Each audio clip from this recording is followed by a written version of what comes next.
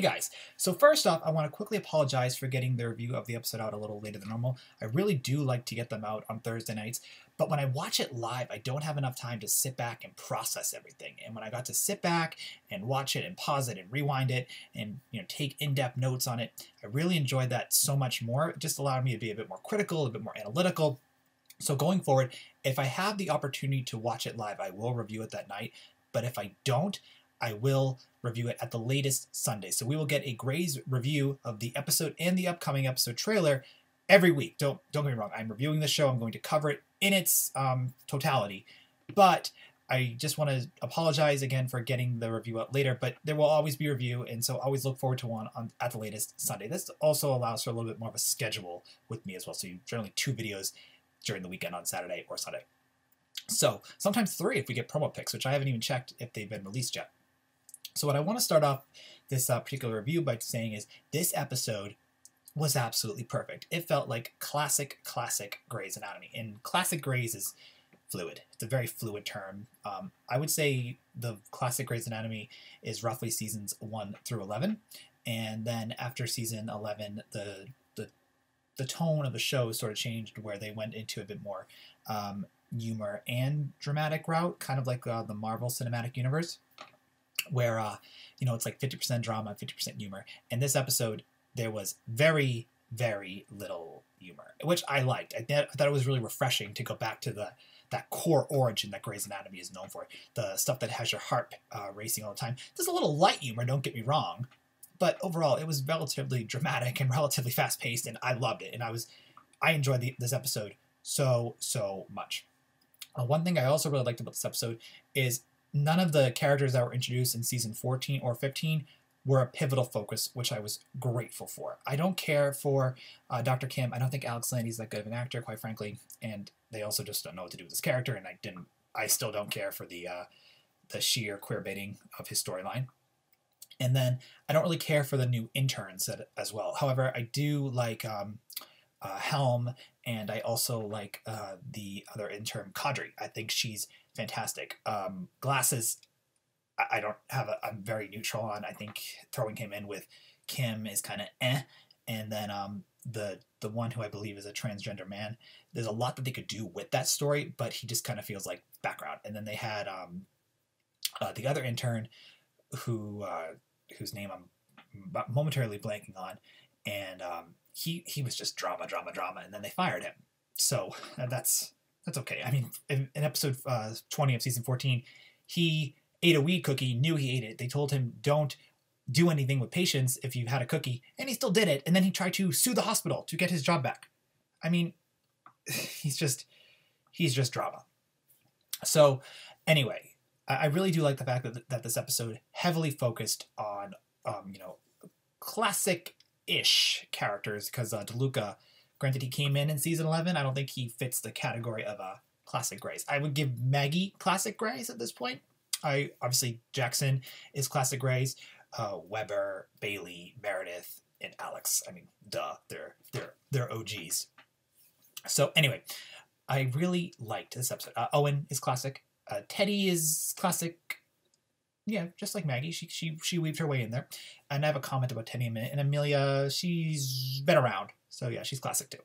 But anyway, I really just like to focus on like the original, quote unquote, the word, depending on your interpretation of those characters, as opposed to any of the newer ones. Granted, the new ones did do things, but it was less of a focus. So I have several notes, and we're just going to go through them section by section, as opposed to like jumping around. Like each episode's normally set up where it's like 7 minutes commercial break, 7 minutes commercial break, 7 minutes commercial break, etc. I'm just going to go by storyline, and I loved all of them. They were all so perfect, and the acting is so fantastic. The score was great. The camera work was great. I mean, there's a reason why Grey's Anatomy is 15 seasons long, and this episode is proof that an episode that came out in 2004, 2005 when the show aired is just as good as 2015, 2019. So the Teddy, Owen, and Amelia storyline. First off, I have been a fan of that storyline for a long time. I'm really happy that she finally told him that she, being Teddy, that she's pregnant with his baby, to Owen. I really like that, and I really liked it when the the elevator, when they're trying to operate on the patient with the license plate in his body, that Amelia is blatantly jealous. And now, obviously, she doesn't have to express it through words. It's just through her pure face acting. And that just is a credit to Katerina Scorsone. But I really like that. And I felt the tension. I felt the medical tension and the personal tension that these three have. And then when Amelia starts just to like tear up because she is realizing the bond that Owen and Teddy have, and that she's going to lose Owen. Granted, she doesn't really have him because they're divorced and they were sort of getting back together, sort of not. So trying to see if there's a relationship there. I don't think there is. I just don't see Owen and Amelia working out. But I really, really loved Katerina's acting in those scenes. I love Kim Raver's acting in those scenes and Owen. The one thing I have to say about Kim Raver is as much as I like Teddy and happy that she's back, she's only been in a few episodes, even though she's been promoted back to starring for this season, and it still feels like she's a guest, and she needs more to do. And I think now that Owen has found out about her baby, there's time to draw her storyline out and give her more to do. Teddy was only in season 6, 7, and 8, and for actual as a main character, and then in season 14 she was a guest, and she dealt with Megan Hunt, and then she is now in the end of 14 when she came back, it was to get her pregnant. So here she's just kind of like, oh, I'm pregnant. Now it's like she's going to come back to work at Grey-Sloan, and I think this is when Kim Raver will finally get to like show off, like classic Teddy. But overall, I really, really loved the elevator scenes. I thought they were fantastic with Teddy, Amelia, and Owen.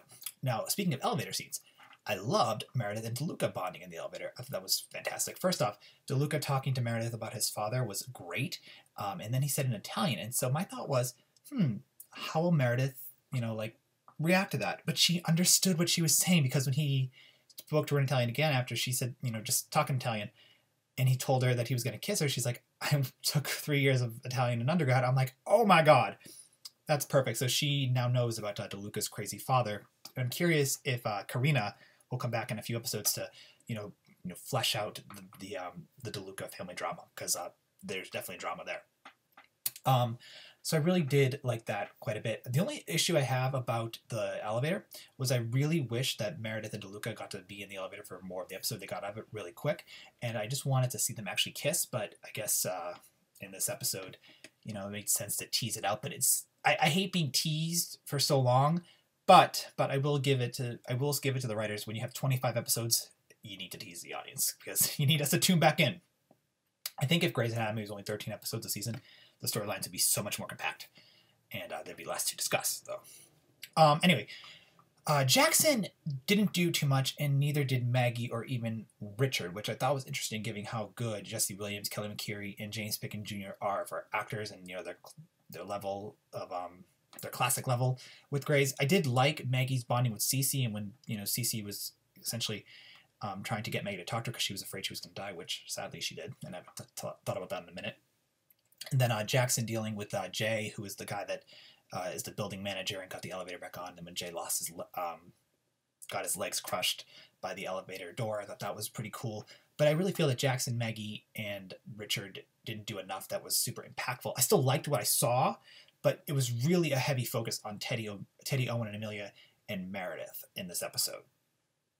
But I really, my comment about Cece here is I really liked that Cece, I didn't like the fact she died, but I liked the way that she was written into the story. She was added in episode 1, and she lasted to episode 9. And that's the way you add a minor character to make them have an impact on the surgeons for at least a few episodes. I had talked about with Nurse Frankie when she died, how the whole nursing staff was like, oh my God, Frankie's dead, and Richard, kind of relapsed a little bit. And I was just like, that's a writing technique that Pixar uses to essentially make you feel bad for a character that you know nothing about. Now, granted, Frankie was in more than one episode, but it wasn't enough to make her developed. And Cece was in several episodes. She was developed enough that when she died, you felt it. So I really did enjoy the writing of Cece, and I think that even though she died, I thought that her death worked really well, and that it was a great way for her character to leave the show. Also, towards the end of the episode, that shot of Jackson, Richard, and Maggie walking together was fantastic. I really am curious what's going to be happening with Catherine, because I think Debbie Allen is a great actress and really powerful. And the character of Catherine is very invigorating to watch. And you either love or hate her. There's really no in between. I happen to love her because she's just powerful, and she's Debbie Allen is just so charismatic. But I do wonder if Catherine will die because the disease is pretty intense. So, also in the elevator, we have Bailey and Helm, and I really enjoyed Bailey and Helm in the elevator quite a bit. As I said earlier, I think Helm was one of the better interns, and so was Kadri. And I really like just the bonding that Bailey and Helm had in that elevator. I thought the like what she said, stop cleaning the patient to Helm was great from Bailey, and then then Bailey freaking out about Ben and just dealing with her own personal problems, I thought was really fantastic. I mean, Chandra Wilson, you can't go wrong with her. Great actress too. Alex kind of weaved between two storylines, and I like that as well. His moment with Miranda at the end of the episode, beautiful.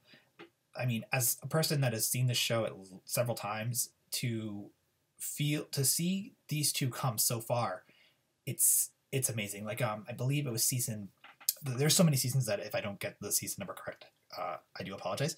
But I believe it was 13 when Alex beat up DeLuca, and I have to say, I really, really loved, that Bailey came to Alex's defense, and now here, Alex is coming to help Bailey, and it's the way that the relationship and the amount of development these two characters have together is fantastic, and it's shown here. I also really did enjoy the hospital janitor. I talked about him a couple times. He said he knew Cece. Granted, we didn't see them interact, but we didn't have time to see that, just given the fact Jay, the manager of the hospital, was only there for this episode. But I liked, just like even like that nod that Cece's made an impact on other characters in the show and in the hospital. And then Jackson fighting with Link to keep the guy's legs. I thought that was really good. Also, back to Alex. I know this is kind of a bouncy review, but I just really like this episode so much, and there's just so much to discuss. Also, as I said, back to Alex, I really liked when Alex was talking to Glasses and Kim and being like, please don't hook up in the ambulance. It's dangerous. Find a room. I enjoyed that quite a bit as well. Then my last favorite scene of the episode, well, I to be fair, I really love the whole thing, but one of the best scenes, I think, is when Amelia let Owen go. And she essentially said, go off, figure out if you need to be with Teddy. If you want to be with me, I'm an option, obviously. But I thought the music was great, and it was just such a touching scene. I don't, as I've said, ship Owen and Amelia. I don't think they work as a couple. But if Owen picks her, I'd be annoyed. I don't think he will. But if he does, at this point, like just how great Katerina Scorsoni is as an actress, I'd be okay with it. That scene was just really well done. And then at the end of the episode, the love triangle version 2 starts again. Remember back in season 2 where Meredith was dating McVet and also dating or sort of dating Derek because Addison was in the picture. Addison, I hope she comes back. She's fantastic. Love Kate Walsh. She's great. She's one of the best Instagrams I've ever seen of a celebrity. And, so that love triangle starting again, and Meredith is kind of like, I'm being haunted because he said, if I die, I'm going to haunt you. And then she made that, she prayed really quick or made the hand gesture anyway. And it's like she has the two guys that she wants to date right in front of her, and the love triangle is starting again. And she's going to go out with both of them. And I'm really curious to see who she will pick and how the dates will work. I mean, I don't think Chris Carmack is a bad guy. I don't. I just don't care for the character, and I wish that he just didn't come in saying, I'm an ortho god. Also, I liked his longer hair better. I think his short hair, it looks like a wig, quite frankly.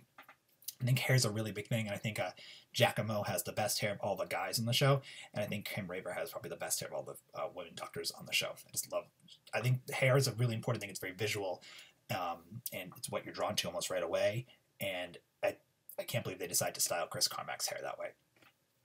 I'm looking forward to learn more about DeLuca's past and even learn more about Chris Carmack's character's past as well. But overall, I thought this episode was an A. 100% perfect, and I really did enjoy it. I'm really curious what you guys have to say about it in the comments below. Honestly, the only thing that would have made it like an A+ would be if we had Debbie Allen in the episode for a moment or two. But she'll be in a couple episodes going forward. So anyway, thank you so much for watching my review of the episode. I loved it. I thought it was fantastic. And I will be reviewing the long trailer, not the short one, because we got two, and there's no real reason to review both because the longer one has more stuff to talk about, and it's the same thing as the shorter one, just extended. So we'll review that. I'll review that soon, and leave your comments about the episode in the comment section below. All right, guys, thanks for watching. Bye.